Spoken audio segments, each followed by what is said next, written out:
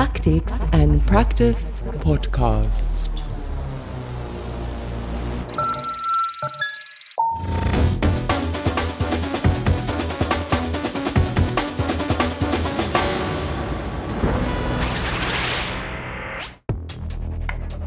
Bonjour everyone! Welcome to The Future Behind Us, a podcast series where I am meeting internationally renowned artists to discuss the stories behind works that have become iconic. I will be asking these artists about the technological, the ethical, or even the legal challenges that they have encountered while developing their projects. And I will explore in their company how the meaning of their works has changed over the past 5, 10, or 20 years. My name is Régine de Batty. I am a blogger, an art critic, a curator, and I conceived this podcast series at the invitation of Aksioma, which this year is curating the 25th edition of the Pixel Point Festival as part of Nora Gorizia European Capital of Culture. The artists taking part in the series are Trevor Paglen, Nora Al-Badri, Uber Morgan, Gilles Magid, Paolo Pedercini from Mola Industria, Evan Roth, Mediengruppe Bitnik, Sanela Yaich, Pinar Yoldash, and Mayan Srekar. The series starts today with Trevor Paglen. Here we go!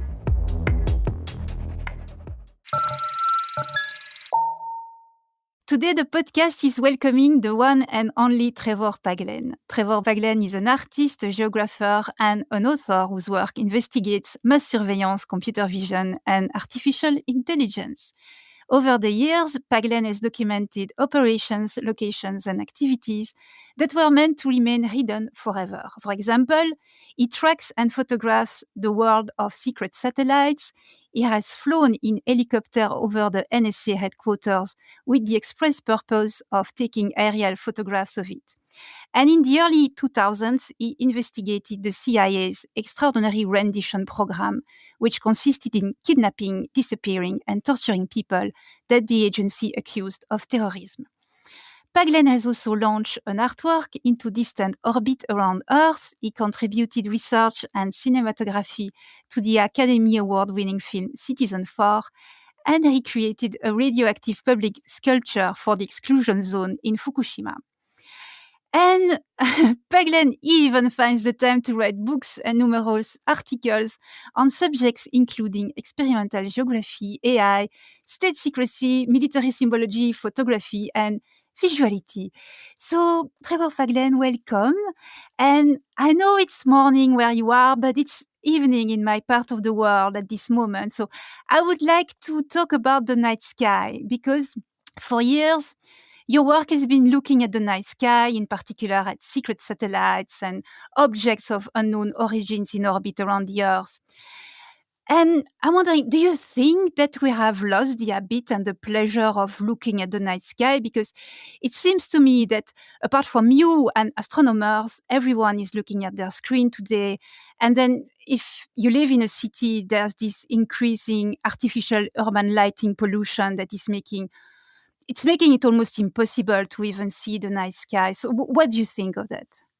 Well, we'll take a step back and think about the way that I think about what it means to be an artist. And I think that when you're making art, you have three different audiences or three different people or kinds of people that you're in dialogue with. So you're talking to all the other people that are alive right now and might be interacting with your work. Mm-hmm. You're also having a conversation with your ancestors. And when you're looking at things out in the world, there's nothing that you can look at that other people haven't been looking at for hundreds, if not thousands of years. And so your job is to make a contribution to that conversation, thinking about how did the night sky look in the 19th century? How may have it looked in prehistory? What does it look like now? What's the difference? And the third audience, of course, is your descendants. So you're kind of showing a moment in time and sending that vision off into the future. So I spend a lot of time looking at the night sky, and the night sky is something that, again, people have been looking at for thousands of years and interpreting in all sorts of different ways. What's new about the night sky now? Well, what's new about it is that there's all kinds of robots and machines and communications and surveillance platforms that inhabit the stars, alongside the nebula and various celestial phenomena out there. So for a long time, I've been tracking and photographing secret things in the sky, mostly in the form of reconnaissance satellites and secret, intelligence and military satellites. I find it very gratifying to look at the sky. It's endlessly interesting to me.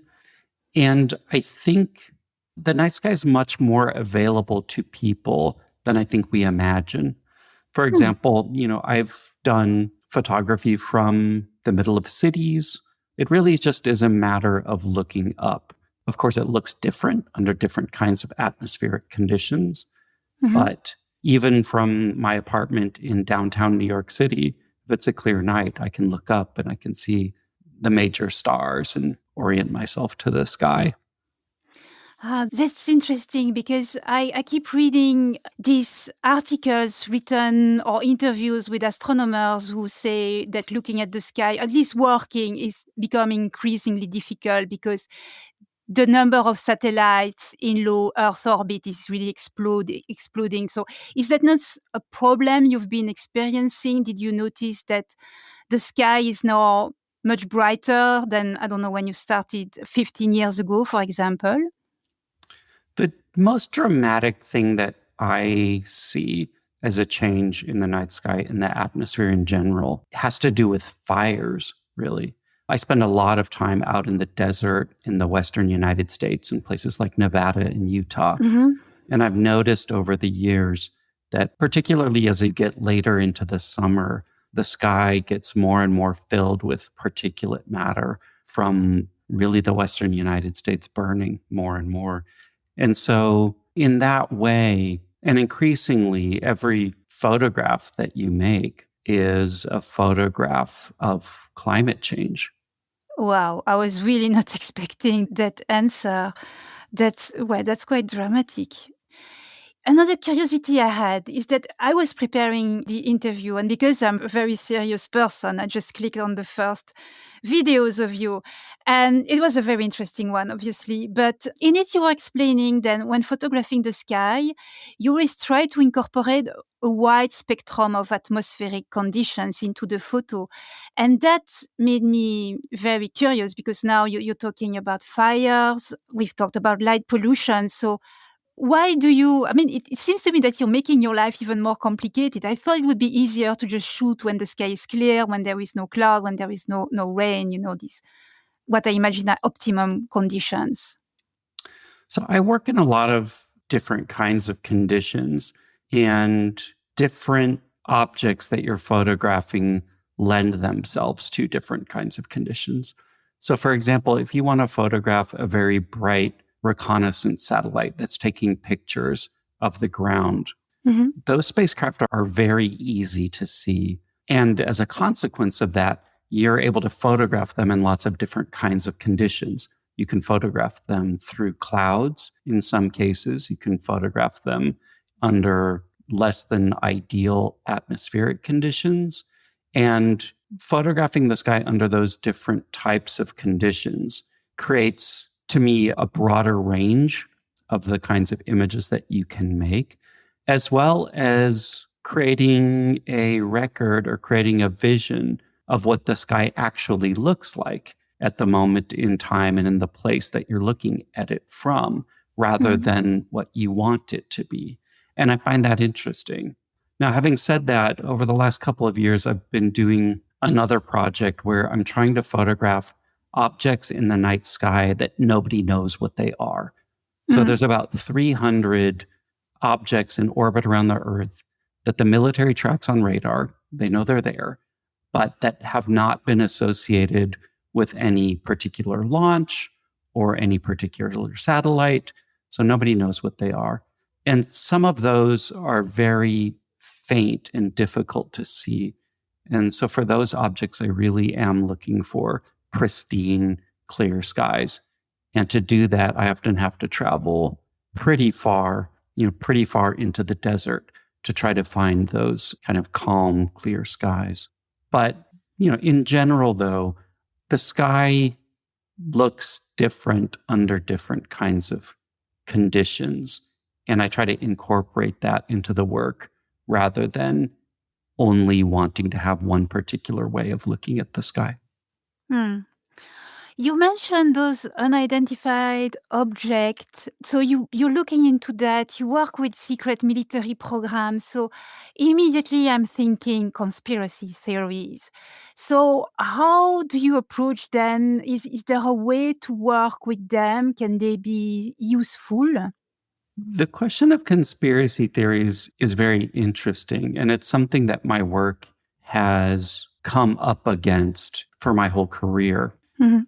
And for a long time, I didn't take them seriously. Whenever I got close to one of them, I wanted to run in the other direction. I thought, this is a different subject, really. This is not really what I'm interested in. I don't want to get into it. But more recently, I've become a lot more interested in conspiracy theories because I think we're living in a world where the media that we consume is increasingly designed to create specific worldviews for each of us, and to do so in order to amplify particular forms of political power or amplify certain kinds of policing power or economic power. And so I'm starting to take conspiracy theories very seriously, not as something to explain the world or explain how the world works, but as a way to try to understand the media environment that we're increasingly finding ourselves embedded within. Yeah, maybe something related to that question is the fact that your work is looking at the meaning of images, but then some of the images that you create, I think they come with ambiguity because, for example, if I look at the photos, the famous photo of the NSC headquarters that you made, it looks like a normal boxy institutional building. It could be any big shopping mall. If I think of the photos of the secret satellites from the series The Other Night Sky, they're amazing, but we really need you to tell us what we are seeing. So I imagine that if a viewer happened by chance upon some of these images, they might misinterpret them. They might struggle to understand what they are seeing. And yeah, that they might be used for conspiracy theories, for example. So how do you deal with the, I think, inherent ambiguity of some of the images that you produce? Is it something that you want to have some degree of control of? Do you want to control how they are seen and interpreted? So for me, the ambiguity is the point. All photographs are ambiguous. All images are ambiguous. That's really just what they are. The meaning of images comes from the meaning that we bring to them, not from the meaning that's in them already. And in a lot of ways, I'm kind of a traditional modernist when it comes to aesthetics. I want to create objects or images that are compelling to look at, but that don't explain themselves. Images that make a claim, perhaps, but then immediately run away from that claim. And ideally, what I want to do is to put you as a viewer in the position of questioning what it is that you're looking at. Yeah, you certainly do that very well. Okay, one big question, at least for me, is that some of the works you make really give visibility to the activities and the presence of intelligence agencies and the military on the US territory and elsewhere around the world. So somehow, I suspect that they did not invite you to document their operations, but I'm sure that they know who you are. So what kind of, tolerance has the military or the intelligence agency developed towards you over the years? Has it evolved? Yeah, so I have a complicated relationship to the military and intelligence agencies. I grew up in the military environment, so it's something I'm very comfortable being around. The military and intelligence agencies are giant organizations. And like every giant organization, they're filled with people with many different kinds of opinions and different attitudes, not only to what somebody like me is doing, but to what they themselves are doing, right? You can go to any university and find plenty of professors that are highly critical of the universities that they work for. And the same with any company. And the same is true of the military and intelligence agencies. So over my career, I've certainly gotten a lot of pushback. But on the other hand, I've developed a kind of a fan base, for lack of a better word, in the military and intelligence industries as well, because in some cases, they can be flattered by the idea that what they're doing is interesting enough for an artist to be interested in and to engage with. And in that sense, it's like any other job. But for example, I wrote a book about I think we'll talk about this later, but for example, I wrote a book about the uniform badges for secret intelligence and military groups. And that book was a bestseller in the military and in the intelligence community. Wow. Which might seem kind of funny, but when you think about it more, it kind of makes sense because it's really about this very particular visual culture that is located in the military and intelligence communities. I find you very relaxed when you talk about that because, seen from here, sometimes I think, oh, that must be quite dangerous. There might be people trying to stop you. And I don't know if I read an interview with you when you were explaining that when you took that helicopter to photograph the NSA headquarters, you warned them in advance and they were not happy, but still you did it. So you never found yourself in tricky situations. I find myself in tricky situations very regularly, but the situations I'm least worried about are ones that involve the military, to be honest with you. And the reason for that is the military tends to be very highly trained. Mm-hmm. They have very clear chains of command. They're very predictable in terms of what they're going to do. And there's much less randomness in the interactions that you have with them than with other people. Worst interactions I've had have been with local police and with the Border Patrol, which is another federal agency here in the US. And those guys there is an element of chaos that comes in when you deal with the police in the United States and with agencies like a Border Patrol that, in my experience, can be far more dangerous than when you're dealing with the military. So what happens when you run into trouble? Do you play the I'm an artist card, and as an artist I have certain rights and prerogatives? How do you present yourself? You say, oh, I'm investigating, I'm doing some research, or do you say I'm an artist, or is it something completely different? How do you relate with them? Yeah, I think the trick is to describe what you're doing as something that's understandable to the person that you're talking to. So I very rarely would say that I'm an artist because most people associate that with painting and they don't understand why you would be there. So I can say that I'm a photographer. That's something people understand what that is, and they can understand why you would be there. I can say that I'm a journalist, which is also true in a lot of cases. But the most normal thing I would say in an environment like that is I would say that I'm a photographer. Not because I think of myself as a photographer necessarily per se, but it's something that would explain why I'm in the place that I am with the equipment that I have with me.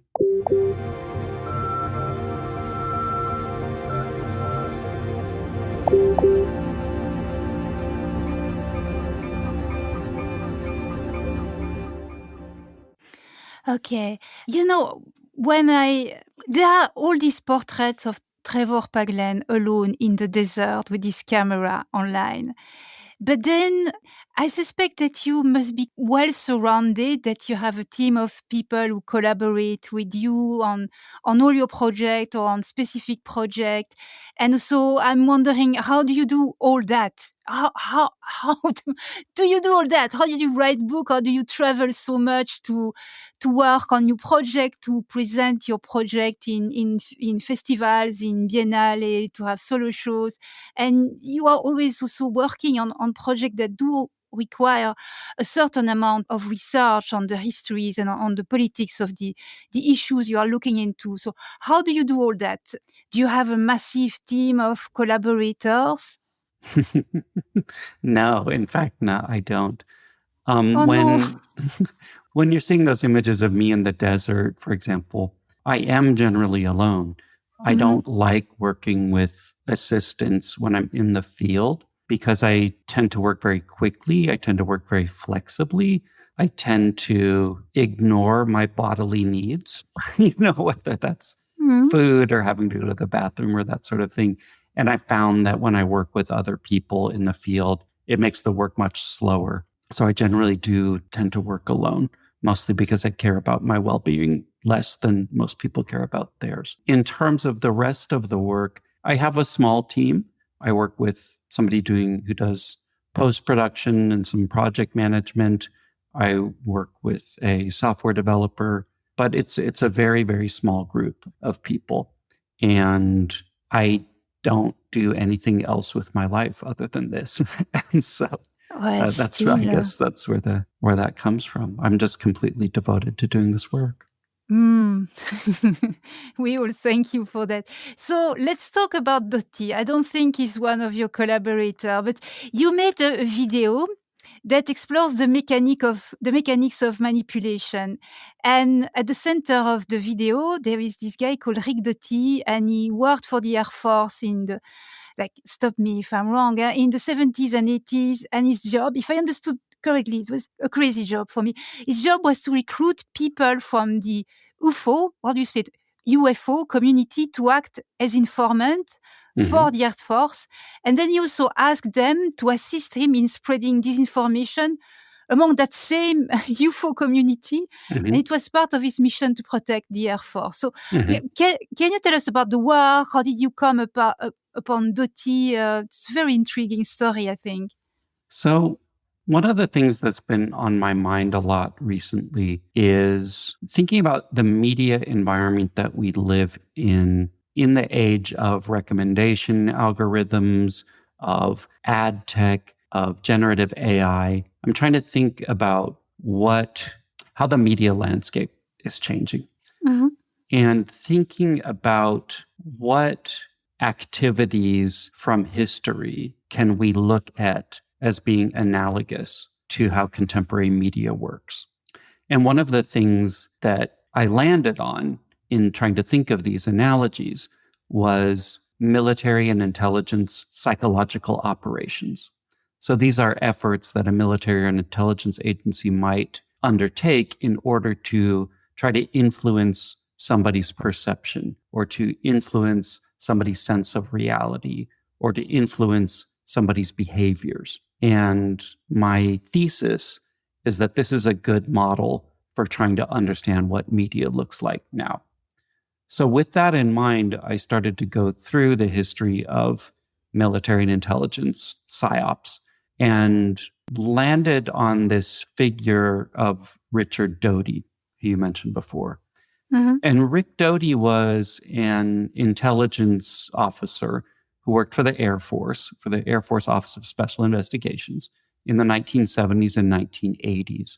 And he worked at a place called Kirtland Air Force Base in New Mexico. And Kirtland was a real hub of next generation technology experiments, things like lasers, modifications to airplanes, stealth, different weird versions of nuclear weapons. And so what was happening above that Air Force base was people started seeing UFOs. And they were seeing UFOs, of course, because the military was doing all kinds of weird experiments.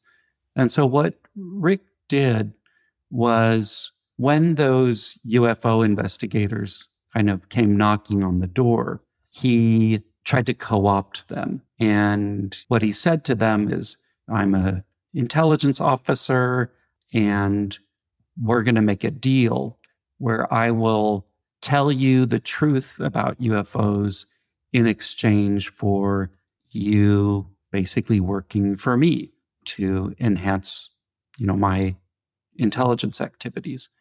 And so what he did was to create fake documents describing historical relationships between the US government and, alien spaceship crashes and all sorts of crazy things. And he gave these to the UN UFO investigators, and they in turn spread that information throughout the UFO community. And a lot of the stories and the fake documents that he gave to them became the outline for the plot of the television show, The X-Files, many years later. Oh, wow. So he kind of created this folklore as a PsyOp, as a disinformation operation for the Air Force. Now, at the same time, Doty also claims that UFOs are real.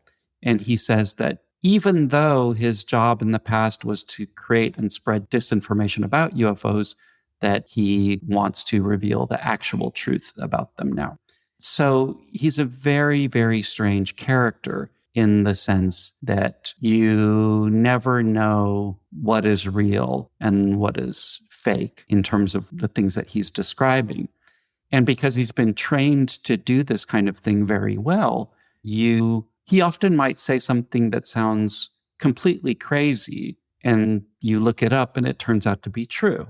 And some of the things that don't sound crazy, may turn out to be false. So he's kind of a mindfuck, to put it bluntly, to talk to. And to me, the experience of talking to him and interacting with him was very analogous to what it feels like to me to be on the internet now.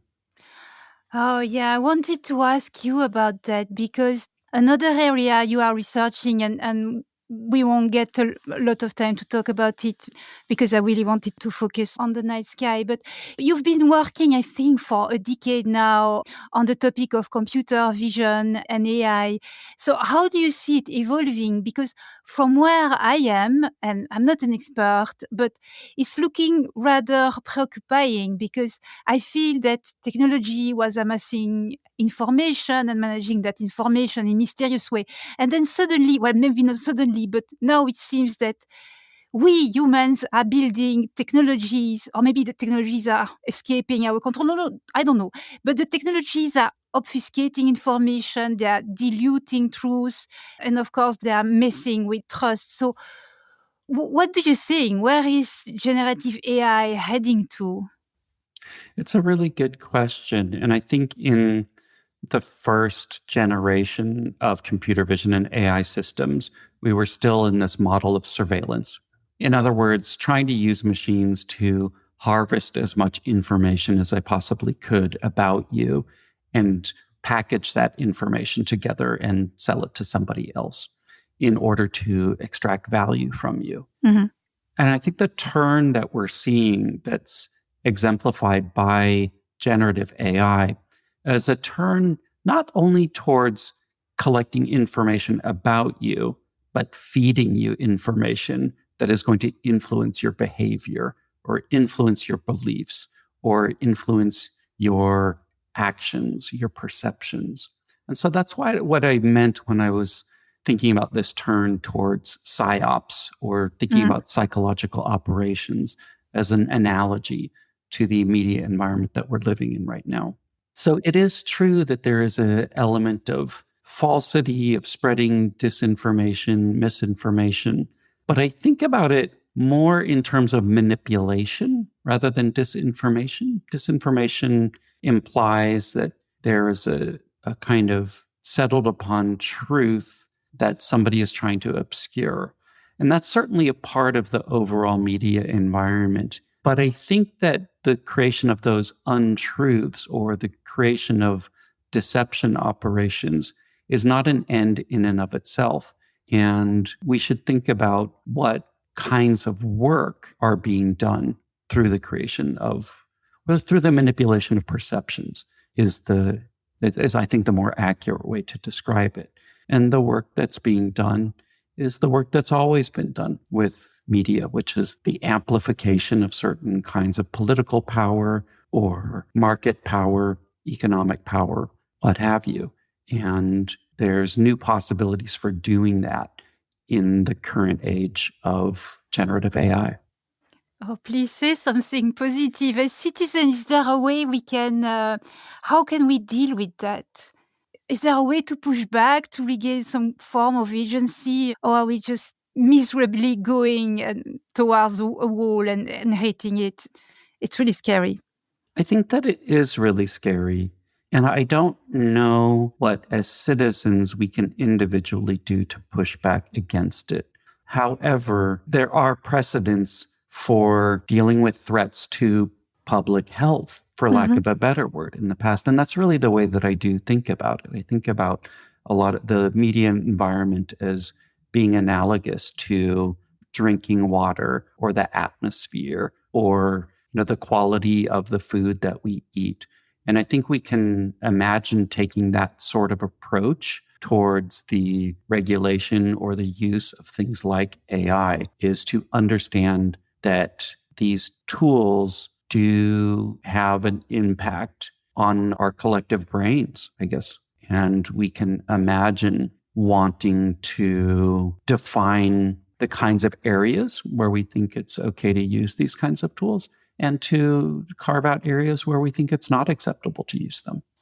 I have one last question about what I think is one of your most amusing projects, is this incredible collection of military insignia that you have amassed over the years, and that you exhibit, and you even wrote a book about it. You mentioned it earlier. And these insignia refer to covert and classified operation. And I'm pretty sure that most people who have seen those memorabilia, when you show them, they want to get their hands on some of them because they're just irresistible patches.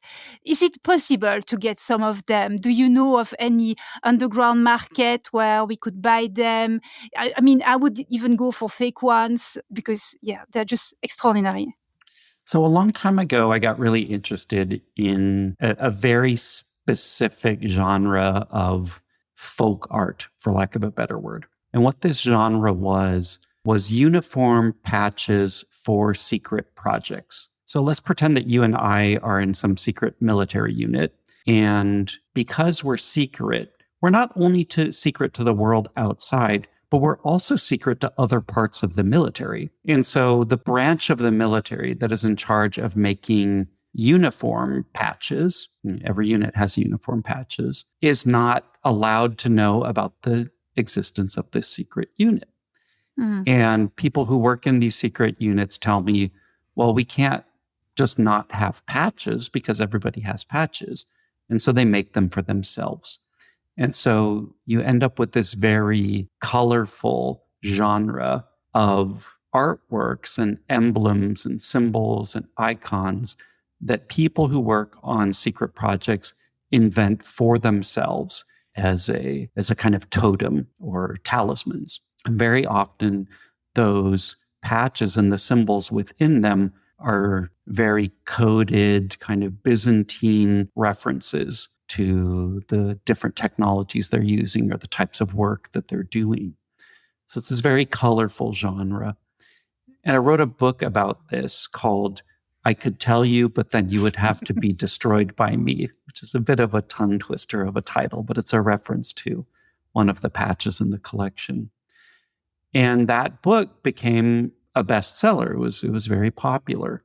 And as a consequence of that, there's people that you can find on eBay who have taken the images from that book and that collection and made reproductions and copies of them and sell them on eBay. So you can find those relatively easily. So you can find images of the ones that I've published online, but I have a whole lot that I haven't published that the guys who make the reproductions haven't caught on to yet.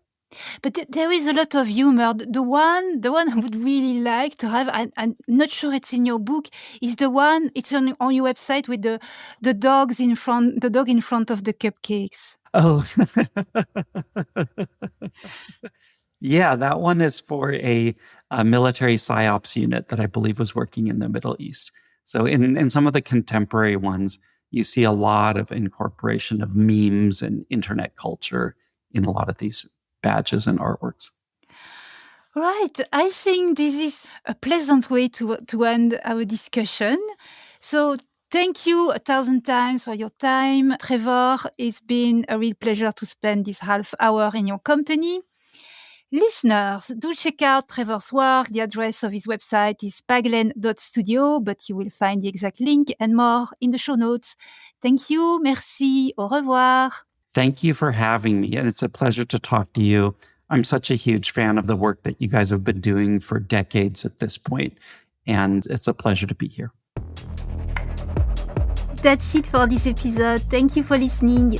The Future Behind Us is a podcast series conceived and conducted by me, Régine Debatty, for the 25th edition of the Pixel Point Festival curated by Aksioma Institute for Contemporary Art as part of Go 2025 Nova Gorica, European Capital of Culture. Thank you to Yanis fucking Yansha for the invitation to take on this challenge and for his precious collaboration and assistance in the curatorial process. Thank you also to Marcela Okritic for the impeccable coordination. The editing, the music, and the audio post-production are all by Gasper Torkar. Next week, I will be joined by multidisciplinary artist Noral Badri to talk about the legacy of the Nefertiti hack, deepfakes, and the repatriation of cultural artifacts. All episodes are available at aksioma.org/podcast, on the website of the Pixel Point Festival, and on all major podcast platforms by typing Tactics and Practice in the search bar. For more information on the context, the participants, and the partners involved, see the link in the description. That's it for now. Bye everyone. Au revoir.